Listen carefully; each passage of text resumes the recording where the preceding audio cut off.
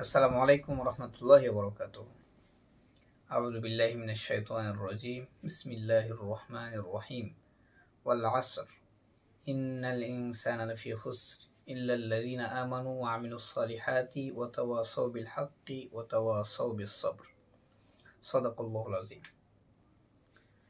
জীবন আসলে কি? জীবন নিয়ে যত ভাবনা, আসলে কি আমাদের ভাবনাগুলো সঠিক ওয়েতে হয় কিনা?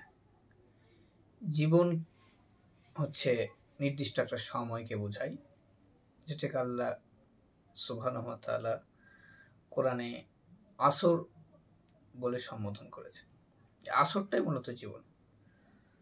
আসর শব্দের অর্থ হচ্ছে সময়। যার যতটুকু সময়, তার জীবন ঠিক ততটাই দীর্ঘ। এই জীবনের মাঝে কখনো সুখ, কখনো দুঃখ, কখনো হাসি এবং কখনো কান্নায় ভরা।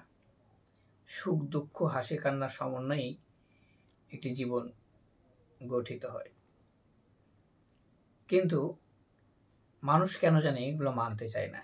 মানুষ যখন সুখে থাকে তখন মনে করে এটাই মনে হয় জীবন। যখন তারা দুঃখে নিপতিত হয় তখন তারা মনে করে যে মনে হয় জীবনের কোনো সার্থকতা নেই।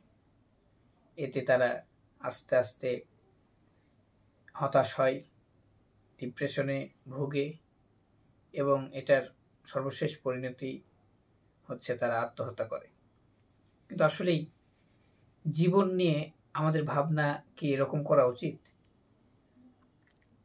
জীবন কিন্তু শুধুমাত্র নিজেদের সুখের জন্য আল্লাহ সুবহানাহু ওয়া তাআলা দেননি।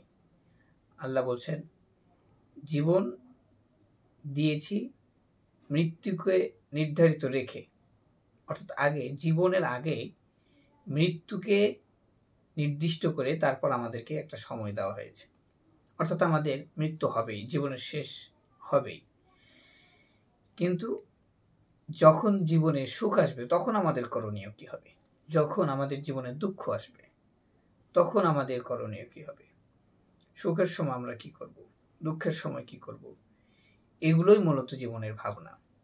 আমাদের জীবনে যখন সুখ আসবে তখন অবশ্যই এই জীবন যিনি সৃষ্টি করেছেন তার প্রতি আমাদেরকে কৃতজ্ঞতা প্রকাশ করতে হবে। এবং যখন দুঃখ আসবে তখন ধৈর্য ধারণ করতে হবে। তখন সবরের যে প্র্যাকটিস, ধৈর্যের যেই অনুশীলন, এটা আমাদেরকে করতে হবে। আমি শুরুতেই যে সূরা তেলাওয়াত করেছি সেই সূরার নাম হচ্ছে আসর। মূলত জীবনকে কেন্দ্র করেই এই সূরা আল্লাহ সুবহানাহু ওয়া তাআলা নাজিল করেছেন। এখানে বলছেন ওয়াল আসর, অর্থাৎ সময়ের কসম, যে সময়টাকে মানুষের জন্য নির্ধারিত করেছেন।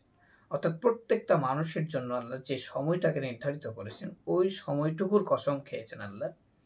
যদি এই সূরাটা আমি তেলাওয়াত করি তাহলে আমার জন্য ব্যাপারটা এরকম হবে যে আল্লাহ সুবহানাহু ওয়া তাআলা যদি আমাকে ৫৫ বছর হায়াত দেয় তাহলে আল্লাহ আমার ব্যাপারে এই জায়গায় ওই ৫৫ বছরের কসম করছেন এবং বলছেন ইন্নাল ইনসানা লাফি খুসর, নিশ্চয় প্রত্যেকটা মানুষই ক্ষতিগ্রস্ত। যারা এই সময়ের আবর্তনে আবর্তিত হচ্ছে প্রত্যেকটা মানুষ ক্ষতিগ্রস্ত হবে, কারণ তারা জীবন নিয়ে যেভাবে ভাবা দরকার, যেভাবে ভাবা উচিত, আসলে সেভাবে ভাবছে না।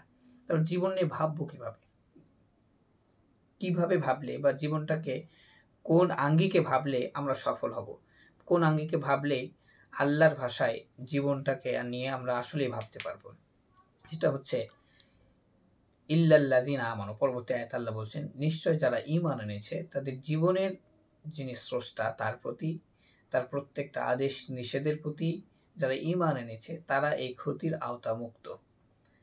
ওয়া আমিলুস সলিহাত, ২ নম্বর যে তারা আমলে সলিহ করছে, অর্থাৎ এই যে নির্দিষ্ট একটা সময়, এই সময়ের সঠিক ব্যবহার করেছে, তারা আমলে সলিহ করেছে। অর্থাৎ যত ভালো কাজ আছে এই ভালো কাজগুলো করেছে। ভালো কাজের ভিতরেই কিন্তু মানুষের জীবনের প্রকৃত সফলতা থাকে।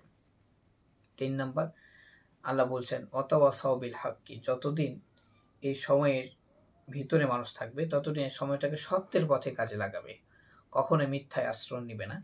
এবং ওয়াতাওয়াসাউ বিস সবর, এবং ধৈর্যের যে অনুশীলন এটা তার জীবনে করতে হবে, কারণ যখন দুঃখ আসবে তখন অবশ্যই তাকে ধৈর্য ধারণ করতে হবে। তো মূলত আমাদের এই জীবনটাকে আল্লাহ সুবহানাহু ওয়া তাআলার বাতলে দেওয়া পথ অনুসরণ করে জীবন নিয়ে আমাদেরকে ভাবতে হবে, আমাদের জীবনটাকে সাজাতে হবে। তাহলেই মূলত আমাদের এই জীবনের যে শেষ, যেটা আল্লাহ সুবহানাহু ওয়া তাআলা বলছেন যে মৃত্যুকে নির্ধারিত করে আল্লাহ জীবন দিয়েছেন, এই জীবনের শেষে যে মৃত্যু আছে সেই মৃত্যুটা সুন্দর হবে। ধন্যবাদ।